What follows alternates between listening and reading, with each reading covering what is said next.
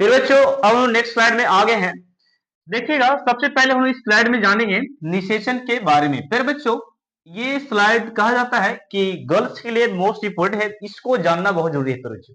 और ये बॉयज के लिए भी इंपोर्टेंट होगी, क्योंकि उसके जीवन में भी कभी भी बोल सकते हैं ये उसके साथ संबंध या बनाते हैं या संयोजन करते हैं, तो क्या घटनाएं होती है वो जानना बहुत जरूरी होती है। तो फिर बच्चों यहाँ पे सबसे पहले मैं समझाता हूँ निषेचन क्या है, ये पहले आप समझ लीजिए।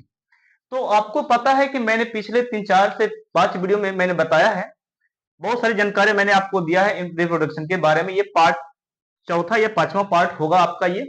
तो फिर बच्चों इसको सबसे पहले समझिए, ये आखिर है क्या, इसको क्या बोला जाता है। तो फिर बच्चों ये अंडाणु जो है, ये फीमेल का ये पार्ट है, फीमेल में से शरीर होती है, वह स्त्रावित होती है, और इसे हम लोग बोलते हैं नर, सॉरी, मादा युग्मक, मादा युग्मक अंडाणु इसे कहा जाता है, इसे बोलते हैं बच्चों। और एक जो ये आपका है जो मेल से स्त्रावित होती है, इसे फिर बच्चों हम लोग बोलते हैं शुक्राणु, और इसे नर युग्मक शुक्राणु कहा जाता है, पूरा नाम इसका। ओके, तो ये दोनों बात होगी। फिर बच्चों आखिर मैंने यहाँ पर लिख रखा है शुक्राणु एवं अंडाणु का संयोजन निषेचन कहलाती है। ये रहा इसकी परिभाषा। तो अंडाणु और शुक्राणु कब निषेचित होगी? जब फिर बच्चों मेल और फीमेल एक दूसरे संयोजन करेंगे, संयोग करेंगे, तब जाके अंडाणु और शुक्राणु एक दूसरे से मिल पाएंगे बच्चों। तो इस क्रिया को समझने के लिए हम लोग अच्छे तरीका से हम लोग समझते हैं आखिर ये होता क्या है। मैंने लिखा है कि जब मेल और फीमेल का अंडाणु शुक्राणु मिलता है तो प्रचो ये कहां चला जाता है? तो ये चला जाता है प्रचो यहाँ पे फैलोपियन नलिका में, यहाँ पे आते हैं फैलोपियन नलिका में शुक्राणु आते हैं। क्या आते हैं? शुक्राणु प्रचो फैलोपियन नलिका में चला आता है। ठीक है, आखिर अंडाणु क्यों नहीं यहाँ पे आया, तो इसको मैं बताऊंगा परिचय क्यों नहीं पहुंचता, ये कब अंडाणु आती है, ये मैं आपको जानकारी देने वाला हूं। तो फिलहाल में मेल यानी शुक्राणु संबंध किया बनाया, तो ये फैलोपियन नलिका में चली आती है शुक्राणु, और ये गति इसकी बात करें, शुक्राणु की गति की बात करें परिचय, तो इसकी गति 100 माइक्रोन प्रति मिनट होता है, यानी कि 1 मिनट में 100 माइक्रोन प्रति 100 माइक्रोन स्पीड में चलती है परिचय। क्योंकि सेकंड ही नहीं, सेकंड से भी और छोटा बोल सकते हैं ये यूनिट है पेयर जो माइक्रोन, इतना स्पीड में चलता है। आगे मैं लिखा, तो ये फैलोपियन नलिका जब शुक्राणु पहुंच जाती है इस नलिका में, मादा के फैलोपियन नलिका में जब पहुंच जाती है, तब बच्चों ये 12 घंटे तक जीवित रहती है, जीवित रहता है ये शुक्राणु। यदि बोल सकते हैं मादा का अंडाणु 12 घंटे के भीतर स्त्रावित नहीं होती है, तब निषेचन नहीं हो पाएगा। यदि बोल सके मादा का अंडाणु और शुक्राणु प्रवृत्ति मिलता है एक साथ, तब जाके हम लोग निषेचन बोलेंगे प्रवृत्ति। क्या बोलेंगे? निषेचन, अन्यथा निषेचन नहीं होगी। तो ये कब करना चाहिए बोल सकते हैं, सेक्स या बोल संभोग कब करना चाहिए, ये मैं आपको वीडियो में बताने वाला हूं बहुत विस्तार पूर्वक से। ठीक है, आप लोग लगे रहे वीडियो में। तो अभी फिलहाल में क्या, शुक्राणु इतना स्पीड माइक्रोन से फैलोपियन नलिका में पहुंचा है, और यहाँ पे ये जीवित 12 घंटे के लिए रहता है, ये मैंने बता दिया। फिर बच्चों यहाँ पे लिखा मैंने अंडाणु के निषेचित न होने के बाद की क्रिया, यानी कि फिर बच्चों अंडाणु शुक्राणु से नहीं मिला या शुक्राणु अंडाणु से नहीं मिला, तब के बाद की घटना मैं बताता हूं, बाद की क्रिया को मैं समझाने वाला हूं। तो अंडाणु निषेचित होने के बाद की क्रिया को जो देखिएगा, देखिएगा यहाँ पे मैंने लिखा नारी में, सब समझिए गई वह, नारी में बच्चों 10 से 12 की उम्र में जनन क्षमता शुरू हो जाती है। ये आखिर है क्या बच्चों? जनन क्षमता, ये आखिर क्या है? जनन क्षमता बच्चों, क्षमता। ठीक है, यहाँ पे 6 लिख दीजिएगा, जनन क्षमता, ये फिर है क्या?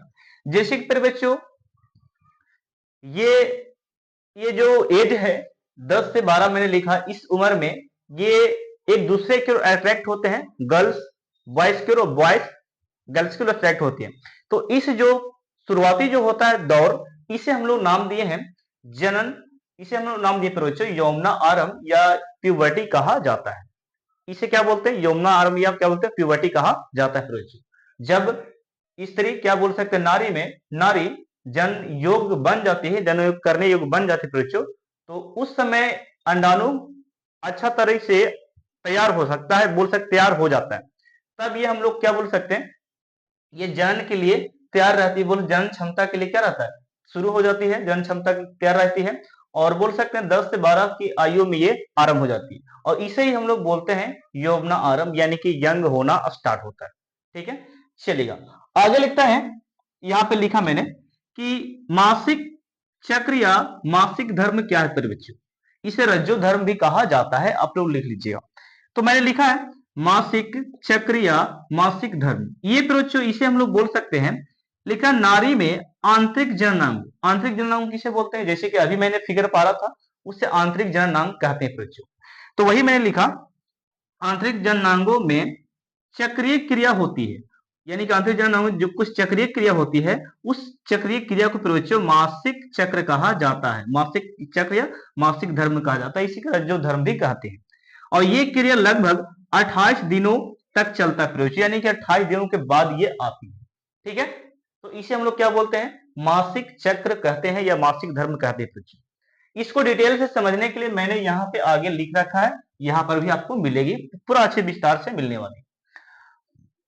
यहाँ पे नेक्स्ट टॉपिक यहाँ पे लिखा मैंने कि मासिक चक्र के 14वें दिन एक अंडाणु बाहर निकलता है, ये सच बात है। देखिएगा कि मासिक स्राव हो गया, यानी कि ये जब बोल सकते हैं मासिक स्राव, ये यदि चल आता है प्रयोजो, ये यदि चल आता है, ये यदि चल आता है, तो इसके 14वें दिन बाद बोल सकते हैं, मासिक स्राव के 14वें दिन बाद प्रयोजो एक अंडाणु बाहर निकलता है, ये याद रखिए। और इसी समय जब अंडाणु बाहर निकला, 14वें दिन बाद निकला, तो मेल को क्या करना चाहिए या फीमेल को ध्यान देना चाहिए, मेल को बच्चों और फीमेल को ध्यान देना चाहिए कि इस समय अगर संबंध बनाते हैं, एक दूसरे से संबंध बनाते हैं, तब जाकर अंडाणु शुक्राणु से क्या होगा, निषेचित अच्छा से हो पाएगा, अन्यथा निषेचित नहीं होगा बच्चों। कितना भी प्रयास कर लीजिए, बोल सकते अंडाणु शुक्राणु से अगर गलत समय में संभोग किया जाए, बोल सकते गलत अंतराल में समय में संभोग किया जाए, तो कभी भी अंडाणु शुक्राणु से मिल नहीं पाएगा। इसलिए दोनों को पता होना चाहिए, फीमेल और बॉयज को, फिर बच्चों कि कब संभोग करना है कि निषेचित या निषेचित हो जाए पूरे तरीके से अंडाणु शुक्राणु से। ठीक है, तब जाके गर्भाशय बोल सकते अच्छा से बन पाए, अच्छा से तैयार हो पाए और एक संतान की उत्पत्ति हो सके। तो ये बातों को बहुत गौर करने वाली है। ठीक है, तो ये समांतर थोड़ा सा याद रखेंगे कि पीरियड के 14वें दिन बाद मेल और फीमेल का संबंध बनाना बहुत जरूरी होता है, तब जाके उसके संतान की उत्पत्ति हो सकती है। आगे मैंने लिखा है अंडाणु फैलोपियन नलिका में पहुंच जाता है, यानी कि बोल सकते यहां से 14वें दिन बाद यानी कि अंडाणु निकला, तो ये अंडाणु कहां पे पहुंचता है, तो फैलोपियन नलिका में पहुंचता है, फैलोपियन नलिका में पहुंच जाता है। ओके, पहुंचा तो बहुत अच्छी बात है बच्चों। और यहाँ पे जब अंडाणु यहां से निकल चुका है, अंडाणु जब यहां से निकल चुका है, जहां से अंडा बनता था, अंडाशय में जो अंडाणु बन चुका है, मैंने फिगर पारा था, तो वहां से अंडाशय से अंडाणु निकल कर जब फैलोपियन नलिका पहुंच जाती है, तब फिर बच्चों तब उसे हम लोग बोलते हैं अंडो उत्सर्ग बोलते हैं, यानी कि अंडाणु का निकलना अंडाशय से क्या कहलाता है, अंडो उत्सर्ग कहलाता है। मैंने क्या बोला कि अंडाशय से अंडाणु का निकलना अंडो उत्सर्ग कहलाता है दृश्य। अब एक बात थोड़ा सा ध्यान दीजिएगा, अंडाणु वहां से निकला तो उस भाग को हम लोग क्या, निकलने की क्रिया को हम लोग बोल दिए अंडो उत्सर्ग बोल दिए। अब यहाँ पे लिख दिए कि बचा भाग, उसमें मैंने और भी यहाँ पे लिखा है बच्चों, देखिएगा बचा भाग फॉलिकल कहलाती है। कहने का मतलब है अंडाणु जब वहां से निकल गई अंडाशय से, जो शेष भाग बच गया फीमेल का अंडाशय वाला, वो वाला भाग को हम लोग बोलते हैं बच्चों फॉलिकल कहा जाता है, याद रखिएगा। तो बोल सकते हैं कि जब अंडाशय से अंडाणु बाहर निकल जाती है तो उस क्रिया को अंडो उत्सर्ग कहते हैं, और शेष बचा भाग को फॉलिकल कहा जाता है। अब ये फॉलिकल यह पीला रंग का हो जाता है बच्चों, कैसा रंग का हो जाता है, पीला रंग का हो जाती है, फॉलिकल भाग जो है ये पीला रंग का हो जाता है जब अंडाणु निकल जाती है। नेक्स्ट मैंने लिखा है कि कॉपर्स ल्यूटियम अंतःस्रावी ग्रंथि, बच्चे ये जो है आपका कॉपर्स ल्यूटिनियम, ये अंतःस्रावी ग्रंथि है। इसी कॉपर्स ल्यूटिनियम बच्चों, ये आपका अंडो उत्सर्ग होता है बच्चों, ये फॉलिकल यहाँ पर से क्या करते हैं, यहाँ से निकलते हैं। अब यहाँ पे एक ग्रंथि जो है ये वाला अंतःस्रावी जो ग्रंथि आपका है, जिसको हम लोग कॉपर्स ल्यूटिनियस बोलते हैं, ये गर्भाशय में रहती है बच्चों, ये वाला भाग कहां पे रहती है, गर्भाशय में रहती है। ओके, ये अंतःस्रावी ग्रंथि। अब यहाँ पे ये अंतःस्रावी ग्रंथि से बोल सकते हैं, ये वाला अंतःस्रावी जो ग्रंथि है, ये वाला कॉपर्स ल्यूटिन जो ये ग्रंथि अंतःस्रावी जो ग्रंथि है बच्चों, इससे एक हार्मोन स्रावित होती है। आप लोग को याद रखना पड़ेगा कि ये एक प्रकार का ग्रंथि अंतःस्रावी ग्रंथि है जिससे बच्चों प्रोजेस्टेरोन हार्मोन स्रावित होती है। प्रोजेस्टेरोन हार्मोन स्रावित होती है किस समय बच्चों? जब 14वें दिन बाद अंडाणु बाहर निकला ना, अंडाणु बाहर निकला तो उस समय कॉपर्स न्यूट्रिएंट जो है अंतःस्रावी ग्रंथि जो है इससे हार्मोन स्रावित होना शुरू हो जाते हैं। और इसी समय पर बच्चों जब अंडाणु निकलते हैं, इस समय की बात है, अंडाणु जब निकलते हैं तो ये प्रोजेस्टेरोन जो है सेक्स के लिए उत्तेजित करती है, किसको? महिला को। ठीक है, इस संबंध के लिए उत्तेजित करती है। तो ये बात थोड़ा सा याद रखिए, ये हार्मोन ये कार्य करता है फिर बच्चों। ओके, इसका होना बहुत जरूरी है। अब यहाँ पे थोड़ा सा बात ये है कि इस हार्मोन के स्राव से गर्भाशय की दीवार मोटी हो जाती है। जब इस हार्मोन का स्राव होता है, बहाव होता है, तो गर्भाशय की जो दीवार है पतला, वो क्या होती है, धीरे धीरे क्या होती है, मोटी हो जाती है। ठीक है, इसका स्राव से, प्रोजेस्टेरोन के स्राव से बच्चों, ये बात आप लोग याद रखिए। नेक्स्ट मैंने लिखा है, अब यहाँ से सेकंड स्लाइड आपको यहाँ से स्टार्ट होती है टॉपिक, इसको समझना स्त्रियों के लिए बहुत जरूरी है। यहाँ पे मैंने बहुत इंपॉर्टेंट बात बताई आप लोग को। यहाँ पे 14वें दिन में मेल फीमेल से नहीं संबंध बनाते हैं, जिस समय अंडाणु बाहर निकली है, फिलिपिन लिगम पहुंची है, उस समय अगर नहीं बनाता संबंध तो मेल का शुक्राणु और फीमेल का अंडाणु कभी भी मिल नहीं पाएगा और संतान की उत्पत्ति कभी होने की संभावना नहीं है। तो इस बात को ध्यान रखेंगे। और यहाँ पे मैंने लिखा है कि 36 घंटे के भीतर यदि अंडाणु शुक्राणु से निषेचित नहीं होती है तो तब यह नष्ट हो जाता है और इसके साथ कॉपर ल्यूटिशियस निष्क्रिय होने लगता है। कहने का मतलब समझिएगा, जैसे कि यहां से बच्चों मैंने बोला कि पीरियड के यानी कि 3-4 दिन 5 दिन का पीरियड जो होता है उसके बाद बच्चों 14वें दिन की बात करते हैं, अंडाणु बाहर निकला, ये मैंने बताया।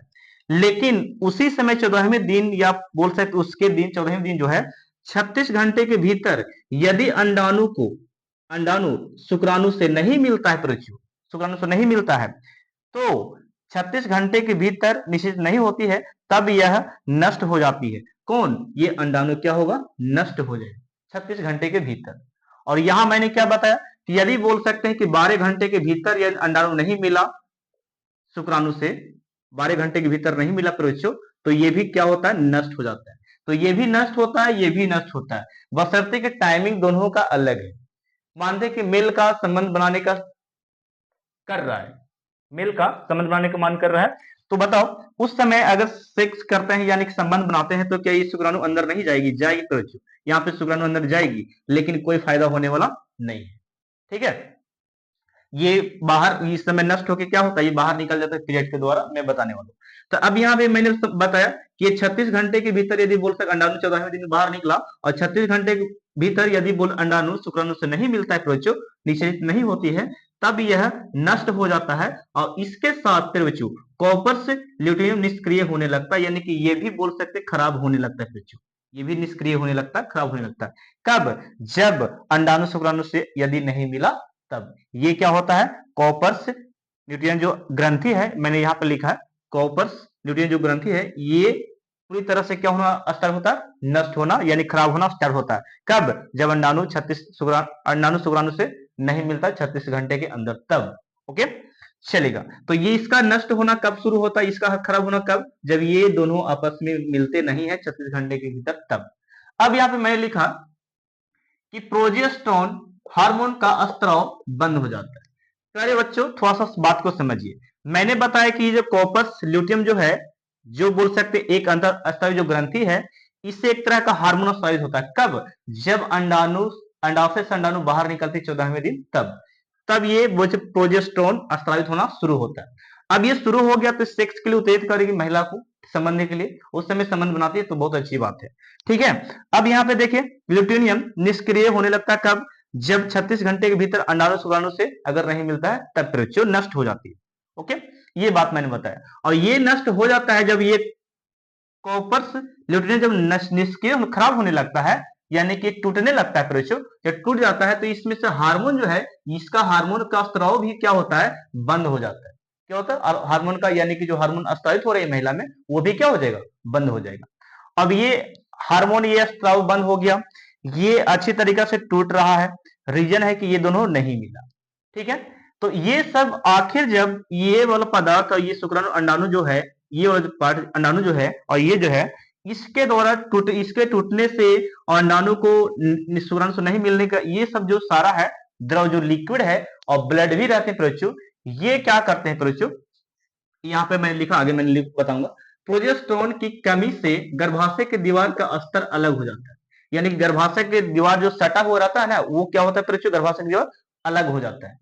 तो अलग हो जाता है तो प्रोचो 28वें दिन रक्त, म्यूकस, टूटी कोशिका, अंडाणु, प्रोचो देखिएगा, रक्त मैंने ब्लड बोला, और म्यूकस, म्यूकस जो ये वाला भाग इसका टूटा हुआ भाग रहेगा, और टूटी हुई कोशिका इसी का रहेगा प्रोचो, गर्भाशय में जो टूटे हुई कोशिका रहेगा वो वाला रहेगा, और ये अंडाणु, ये आपस में बोल सकते हैं 28वें दिन स्त्री में इतना जोर का दर्द देती है, पेन देती है प्रोचो, जिसका बोल सकते हैं इन लोग इतना सहन करता है, बोल स्त्री लोग, जिसका कहना नहीं। ठीक है, और ये लगभग सहन कब तक करती है, 3 से 4 तीन दिन या 5 दिन का पीरियड रहता है इसके। इस दिन ये बोल सकते हैं, ये जब तक ये 4 पदार्थ बाहर नहीं निकलते हैं तब तक अच्छा से रिलैक्स नहीं हो पाती महिला। ठीक है, दर्द देना आरंभ रहता, शुरू रहता है, यानी कि 28वें दिन पर बच्चे। ओके, तो यहाँ पे ये बाहर निकलने का प्रयास करेंगे, टूटी हुई कोशिका जो जितना था, टूटी हुई कोशिका, म्यूकस, रक्त, अंडाणु बाहर निकले कब, ये योनि के रास्ते से बाहर निकल आते हैं 28वें दिन के बाद, बोल सकते हैं 28वें दिन जब डेटा स्टार्ट होता तो उस समय पर। अब यहाँ पे मैंने लिखा कि इस क्रिया को मासिक स्त्राव कहा जाता है, यानी कि 28वें दिन ये जो क्रिया हो गया, म्यूकस का, अंडाणु का बाहर निकल, यूनिक से बाहर निकलता है, तो इस क्रिया का नाम हम लोग क्या बोलेंगे, मासिक स्त्राव कहा जाता है। और ये लगभग प्रोचो कहां पे मैंने लिखा, लगता नहीं लिखा, ये प्रोचो ये लगभग रहता आपको किसी महिला में 3 दिन, किसी महिला में 5 दिन या 4 दिन, इसे देखा जाता है लगभग, यानी 3 से 5 दिन का ये रहता है प्रोचो, जिसे हम लोग पीरियड का नाम देते हैं। ठीक है, ओके, चलिए आगे बढ़ते हैं। यदि गर्भाशय में अंडाणु शुक्राणु से निषेचित होने में सफल हो जाती है, यहां तो मैंने बोला कि निषेचित अगर नहीं हुआ तब ये टूटा फूटा शुक्राणु खून ब्लड क्या होता है, बाहर निकलता है 28वें दिन के बाद, जिसे हम लोग पीरियड का नाम देते हैं। ये तो बात की बात था, बाहर निकल गया। फिर बच्चों लेकिन सपोज दैट शुक्राणु अंडाणु से मिल जाए तब क्या घटना होगी, तो मैंने यहां पर लिखा है, यदि गर्भाशय प्रवेश अंडाणु शुक्राणु से निषेचित होने में सफल हो जाती है, यानी कि सफल हो जाता है, यानी कि मिल जाता है अंडाणु शुक्राणु से, यानी कि उस समय जिस समय 14वें दिन फीमेल से जो अंडाणु निकला है और मेल उस समय संबंध बनाता है, तो शुक्राणु अगर मिल जाता है तो इस मिलने क्रिया को निषेचन हम लोग कहेंगे। और निषेचन यदि हो गया बच्चे, अंडाणु शुक्राणु से निषेचित हो गया, तब यहाँ पे जरा मैंने लिखा कहाँ पे, निषेचित होने में सफल हो जाती है तो अंडाशय में प्रचो अंडाणु का निर्माण होना नहीं होता प्रचो, यानी कि जब निषेचित हो ही गया तो अंडाशय में अंडाणु का निर्माण नहीं होगा। ठीक है, जब तक कि एक संतान उत्पन्न नहीं हो जाए। ठीक है, 9 महीने जो लगते हैं प्रोसेस उस क्रिया के द्वारा। तो यही मैंने लिखा, अंडाशय में अंडाणु निर्माण नहीं होता जब शुक्राणु अंडाणु से मिल जाता है। आगे मैंने लिखा, कॉपर्स ल्यूटेनियम अच्छे से रहकर प्रोजेस्टेरोन एवं रिलैक्सिन हार्मोन स्रावित होते हैं, यानी कि इससे उत्तर बच्चों, इससे हम लोग बात कर रहे हैं, ये वाला जो ये कॉपर्स ल्यूटेनियम जो है, ये जो एक तरह से ग्रंथि है, इससे क्या करता है, ये एक प्रोजेस्टेरोन हार्मोन निकलता है और ये रिलैक्सिन हार्मोन निकलता है। रिलैक्सिन हार्मोन स्त्रियों को रिलैक्स करने में काम देती है, आराम करने में काम देती है, और ये प्रोजेस्टेरोन ये स्रावित होती है। तो ये इस तरह स्रावित होती है जो कि गर्भाशय में संतान को विकास करने में सहायक होती है, ये दोनों हार्मोन। ओके, तो फिर इस तरीका से मैंने आपको इस टॉपिक को समझाया। कहने का मतलब ये हो गया कि मैंने आपको स्टडी के माध्यम से समझाया प्रवेश, लेकिन ये बालिकाओं में और बच्चों में, बालिकाओं में ये विशेष घटना है जो कि समझना बहुत जरूरी था प्रवेश, और इसे कई टीचर समझाने से झिझक जाते हैं, समझाते नहीं है। तो प्रवेश कई टीचर समझाते, ऐसा भी मैंने नहीं बोल सकता कि नहीं समझाते, लेकिन बहुत टीचर है बहुत डिफाइन अच्छे तरीके से करते हैं, मैं ये भी बोलता हूँ। तो वो और टीचरों से मैं बताना चाहूंगा, जो कोचिंग के जो टीचर हैं, ये पूरे अच्छे तरीके से विस्तार से बच्चों को बताएं क्या एक्चुअल में होती है क्रियाएं, वो आपको बताना मेरा फर्ज होता है और टीचरों का भी फर्ज है। तो मिलते हैं हम लोग इसके नेक्स्ट वाले पार्ट में, वो पार्ट आपका लास्ट होगा। और ये पार्ट बस यहाँ तक, आप लोग वीडियो को देखिए और इसको नोट्स करिए, एक एक पॉइंट आपको ऑब्जेक्टिव बोर्ड में लड़ने वाले हैं, ठीक है। तो बच्चों यहाँ पे आप लोग इसे स्क्रीनशॉट एक बार ले सकते हैं।